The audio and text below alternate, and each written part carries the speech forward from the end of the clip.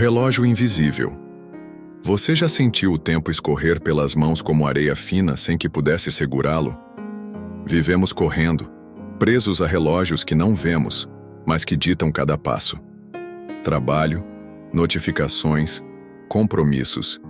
E de repente, a vida passa num piscar de olhos.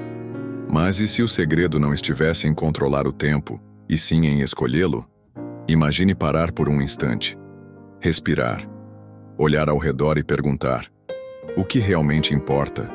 Não é sobre ter mais horas, mas sobre dar sentido às que já temos. Um café com alguém querido, um livro que te faz pensar, um sonho que você adiou. Essas são as pérolas escondidas no caos. O tempo não para, mas você pode. E se hoje você decidisse viver um momento de verdade sem pressa? O que mudaria na sua história?